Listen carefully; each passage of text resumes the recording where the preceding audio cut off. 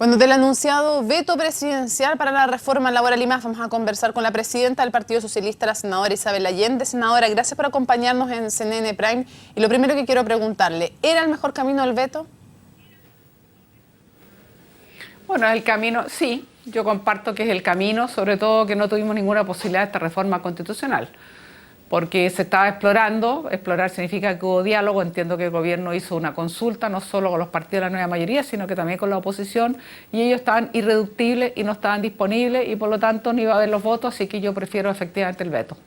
Ahora, ¿está de acuerdo con las áreas que toca el veto? ¿Le parece que son suficientes las áreas? Me refiero a el nuevo quórum que se iba a poner para negociar, que cada vez que negociaran tenían que cumplir con ese quórum, y el tema de la adaptabilidad en 3 puntos que tienen que ver con la jornada pasiva y con la otra jornada, y también con las horas extraordinarias. ¿Es suficiente ese veto o usted hubiera vetado más o hubiera sacado algunas cosas del veto?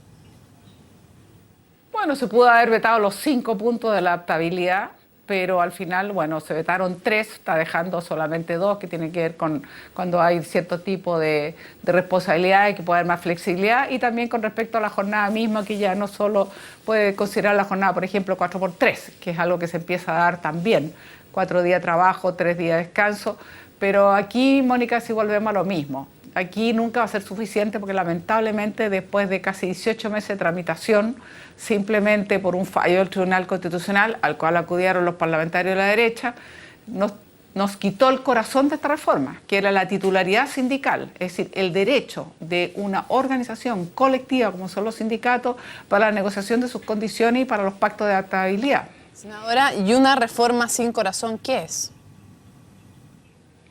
Bueno, algunos avances por supuesto que hemos tenido, porque de partida se consagra la huelga efectiva sin reemplazo, se consagra el que pueda haber un derecho a la información que muchas veces es negada por parte de los empresarios para que los trabajadores al inicio de su negociación colectiva puedan tener toda la información suficiente.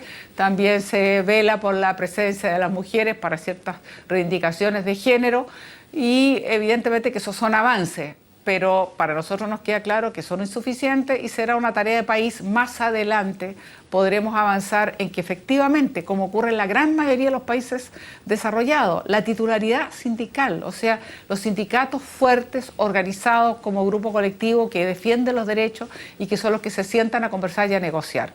Eso es lo que ocurre en la gran mayoría de los países. Es posible, dado que el Tribunal Constitucional rechazó la titularidad sindical, ¿es posible volver a proponerla más adelante sin cambiar la Constitución? Por ahora nosotros lo vemos muy difícil. El camino era la reforma constitucional, pero tampoco hubo espacio.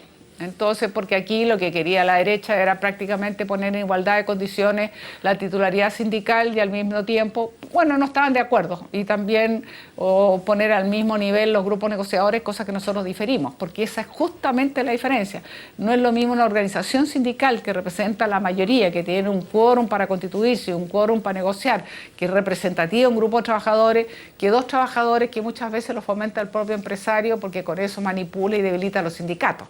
Entonces no hubo ese espacio, esto queda pendiente. Este país nos duele decir que no somos capaces de reconocer la titularidad sindical como el organismo negociador, como el organismo que si consigue determinados derechos, obviamente sean los integrantes del sindicato o quienes se afilian a ese sindicato que tienen derecho a percibir, o es quienes se ponen de acuerdo entre el empresario y el sindicato para recibir estos frutos producto de una negociación colectiva. Yo de verdad creo que es muy tremendo que a este país todavía le falte tanto. Algún día llegaremos a otros derechos que quedaron afuera. Lo que sí, no había claridad respecto al objetivo de esta reforma constitucional, porque he escuchado a algunos como ustedes decir que era para reponer la titularidad sindical, pero el ministro de Hacienda dijo otra cosa. El ministro de Hacienda dijo que esa reforma constitucional era para hacer algunos ajustes a la reforma post-Tribunal Constitucional. ¿Para qué era finalmente la reforma constitucional? Bueno, porque nosotros no podíamos, o sea, si hiciéramos una ley corta, Mónica, volvería otra vez al Tribunal Constitucional. Solo una reforma constitucional no es posible que pase al Tribunal Constitucional. Y en ese sentido era un camino exploratorio necesario, pero al mismo tiempo ese era, ¿por qué? Porque efectivamente había que clarificar, cosa que ha sido bastante complejo, este fallo del Tribunal Constitucional, porque tiene ambigüedades, porque hay cosas que no las deja claras, los grupos negociadores que han desregulado. Yo creo que vamos a tener muchos problemas de judicialización negociación, y eso a los empresarios no les va a gustar mucho cuando se den cuenta. Yo creo que hubiera sido mucho mejor para el país, y lo digo de verdad, para la economía, para los propios empresarios, que hubiésemos tenido efectivamente como era el espíritu de la ley, o sea, titularidad sindical que hace responsable de la negociación colectiva a los sindicatos, constituidos como tales, con un quórum para su constitución, con un quórum para negociar, pero que fortalece, y eso los hace responsables. Y aquí la gente tiene que entender que los sindicatos siempre van a querer que a su empresa le vaya bien, si al fin y al cabo es su trabajo, su proyecto de vida, es donde ellos participan, y por lo tanto aquí siempre ha habido una mirada que a mi juicio es una mirada estrecha, que trata de mirarlo como antagónico en circunstancias que los sindicatos evidentemente que luchan por mejores condiciones, pero dentro de una empresa a la cual quieren preservar porque es su fuente de trabajo. ¿Coincide entonces usted en que esta reforma laboral va a producir una judicialización de las relaciones laborales, tal como decía el presidente de la CPC? Quiero saber si también coincide en que esta reforma va a provocar efectos negativos en la economía. Como quedó en respecto a los grupos negociadores, es posible. Yo estoy hablando de los grupos negociadores. No era la reforma en sí que iba a judicializar, porque si hubiésemos aprobado la reforma que nosotros aprobamos en el Parlamento y que fue rechazada por el Tribunal Constitucional, deja un espacio, como he dicho, no regulado para estos grupos negociadores, y es probable que eso se judicialice, pero no la reforma que nosotros habíamos propuesto. Y yo lamento que un grupo de diputados de la derecha lo llevaron al Tribunal Constitucional, y lamento el fallo. Lo respetamos, pero otra cosa es que lo lamentamos, y lo lamentamos de verdad. Creemos que es un retroceso y no el avance que nosotros esperábamos. A pesar de eso, hay algunos avances, modestos, pero los hay. Y eso no es menor, porque finalmente hay una huelga efectiva, es sin reemplazo. ¿Da como para decir que es el mayor avance en los temas laborales desde el retorno a la democracia? ¿O será mucho decir? Es decir, es lo que hemos logrado en un país que tiene una mirada sumamente estrecha, bastante ideologizada e incapaz de entender la importancia que tiene la titularidad sindical. Esa es la verdad. Y yo lo me duele muchísimo, porque hubiese preferido que no hubieran acudido al Tribunal Constitucional, pero será la ciudadanía que lo tiene que entender, y sobre todo los trabajadores que lo lamentan. Ellos tendrán que entender que aquí un grupo de derecha acudió al Tribunal Constitucional, que en un fallo que a mi juicio tiene mucho de ideológico, nos quitó un derecho esencialísimo a las democracias, que es el derecho de la titularidad sindical, que sean los sindicatos organizados con un quórum, con representatividad, que negocian. Y yo creo que eso no nos hace bien, y lo lamento muchísimo. Y creo que efectivamente deja un ámbito extraño, no muy regulado, que va a ser esto de los grupos negociadores, los cuales yo sí ahí preveo que probablemente haya dificultades para los propios empresarios, que le pueden surgir en una empresa, 3 trabajadores se pueden constituir en grupo negociador. Y yo creo que va a ser mucho más difícil entender, y en cambio con una titularidad sindical la negociación es regulada y por lo tanto tiene una serie de normas de quórum, representatividad, todo eso. Y ahora va a quedar en un plano muy extraño, pero en fin, esto es lo que es. Yo espero que más adelante volvamos a poder intentar, no sé si va a ser durante este gobierno, que yo creo que no va a mandar otra ley, pero será tarea para la siguiente gobierno, que pudiésemos avanzar en lo que son los derechos sindicales, porque creo que es un profundo error.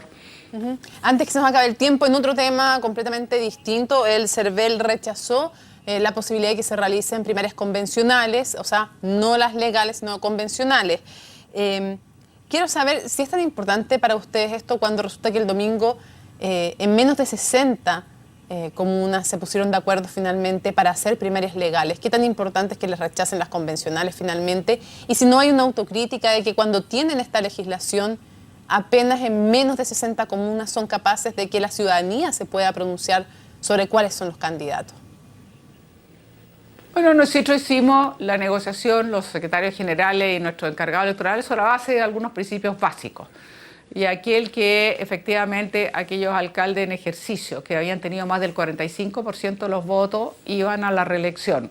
Tener el principio básico es solamente llevar una candidatura, por supuesto, por cada comuna, porque necesitamos ganar estas elecciones, y eso es evidente. Y llegamos a 54 primarias legales, de las cuales nosotros como Partido Socialista vamos a tener 38 participantes. Pero también yo quiero decirle a Mónica, no para esta elección, para la siguiente. Yo presenté una moción, puede ser 2 alternativas para el futuro. o se hace primarias ya no voluntarias sino obligatorias cuando en una coalición o pacto tenemos más de una candidatura, o la segunda vuelta, como ocurre en la elección presidencial. Aquí los candidatos presidenciales tienen que recorrer el país, van a la elección y si no sacan la mayoría absoluta van a la segunda vuelta entre dos primeras mayorías. Yo creo que cualquiera de esos dos mecanismos alternativos para el futuro implica darle mucho más soberanía a los ciudadanos.